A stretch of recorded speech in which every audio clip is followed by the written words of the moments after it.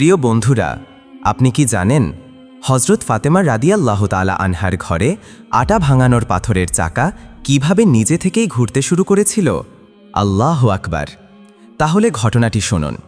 হযরত ফাতেমা রাদিয়াল্লাহু তাআলা আনহার ঘরে একদিন হযরত সালমান ফার্সি রাদিয়াল্লাহু তাআলা আনহু প্রবেশ করলেন। তিনি দেখলেন ফাতেমা নিজ হাতে জাতাকল ঘুরিয়ে গম ভেঙে আটা তৈরি করছেন। সালমান ফার্সি বললেন, সাইয়েদা, আমি আপনার খেদমতের জন্য এসেছি।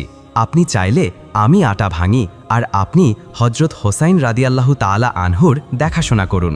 ফাতেমা রাদিয়াল্লাহু তাআলা আনহা বললেন, আমি আমার সন্তানকে দেখাশোনা করব, তুমি জাতাকল ঘোরাও। সালমান দীর্ঘ সময় ধরে আটা ভাঙলেন, কিন্তু আজান হলে নামাজের জন্য মসজিদে চলে গেলেন। মনে হলো একটি রুটি বানানোর মতো আটা তিনি তৈরি করতে পারেননি। তিনি ঘটনাটি হযরত আলী রাদিয়াল্লাহু তাআলা আনহুকে জানালেন।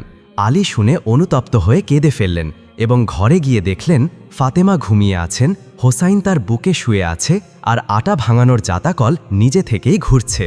এ ঘটনা তিনি রাসূল সাল্লাল্লাহু আলাইহি ওয়াসাল্লামকে জানালে নবীজি মুচকি হাসলেন এবং বললেন, হে আলী, আল্লাহর এমন ফেরেশতা আছে যারা জমিনে ঘুরে বেড়ায়, যেন আমি মুহাম্মদ সাল্লাল্লাহু আলাইহি ওয়াসাল্লাম এবং আমার বংশধরদের খেদমত করতে পারে। কিয়ামত পর্যন্ত তারা এই খেদমত চালিয়ে যাবে। সুবহানাল্লাহ। আজও আওলাদে রাসূলের জীবনে অনেক অলৌকিক ঘটনা প্রকাশিত হয়, যা আমাদের জন্য বড় শিক্ষা। আল্লাহ আমাদের সবাইকে রাসূলের প্রতি পূর্ণ সম্মান প্রদর্শনের তৌফিক দিন।